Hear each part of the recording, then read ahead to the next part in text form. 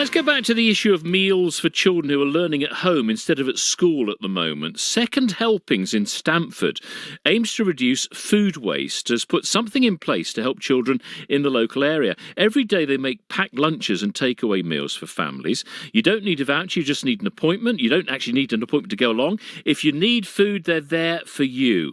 And Caroline Lanice from Second Helpings is with us to tell us all about it. Caroline, good afternoon.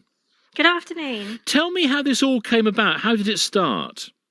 Well, we were seeing a lot of feedback from our community of the fact that families didn't feel that they were getting the support they needed, and potentially hadn't been identified as needing that support. And, as we know, kids at home, they can eat you out of house and home, always wanting snacks and meals. And so, quickly your food bill can become quite huge, and what we were finding is that families were coming down to the bunker and speaking to our volunteers, and they were really needing some support with feeding their kids and their families at lunchtimes. Let's talk about Second Helpings as a group to start with then. So how did Second Helpings start?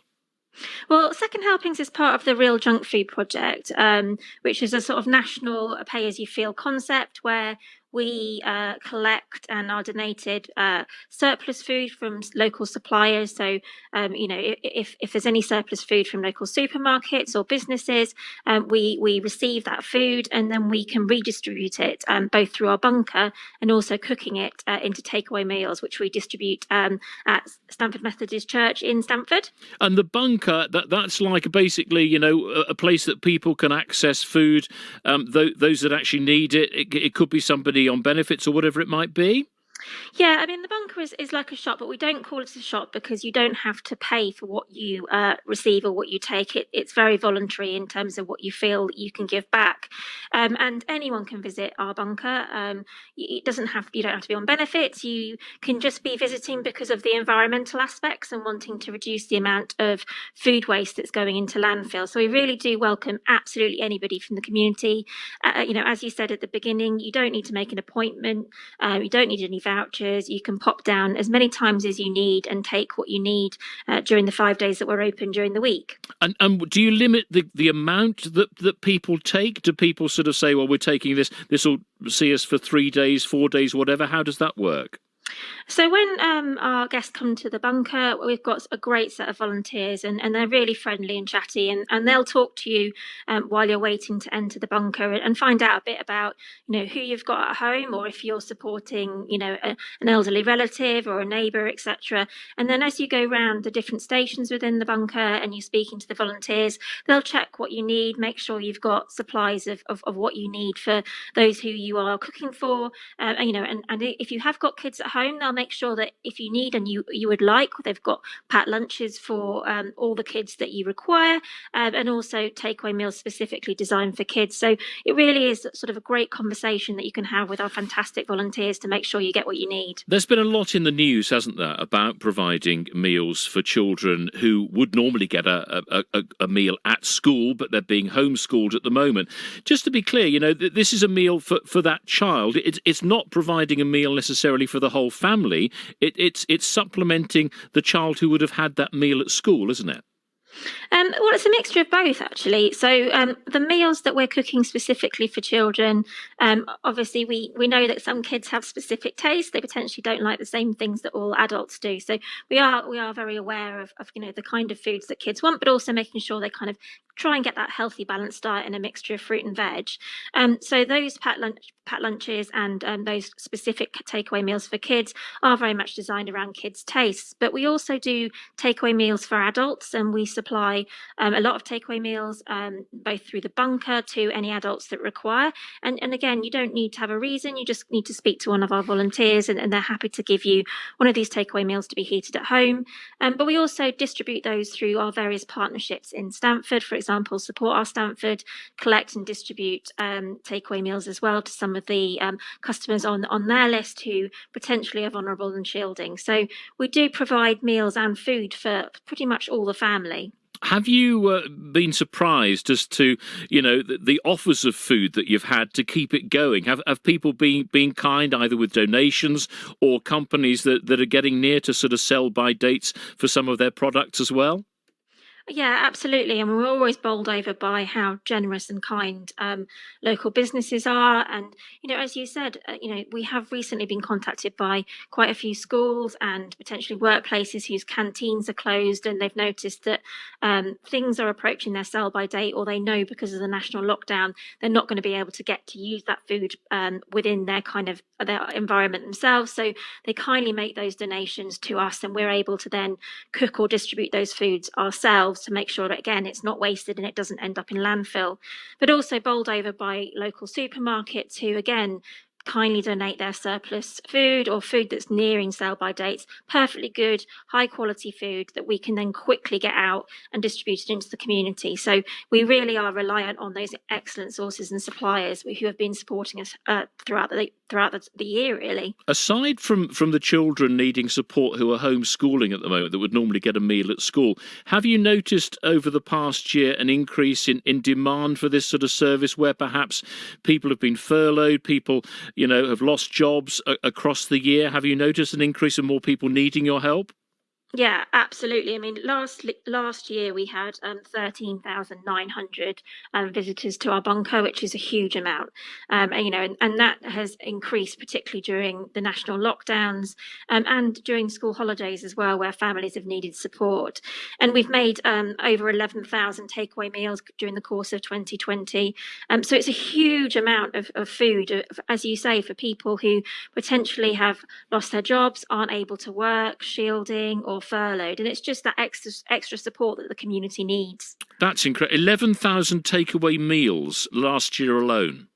Yeah, it's a real mixture of foods. So we're really conscious of the fact that everybody's got different tastes. So our cooks are in the new kitchen at the Stamford Methodist Church 4 days a week, cooking up a variety of really tasty options, including vegetarian, as well as sort of meat and two veg. So we hope that we can cater for most needs within the community. I never cease to be amazed as to how many people want to help others. Why did you get involved with this, Caroline?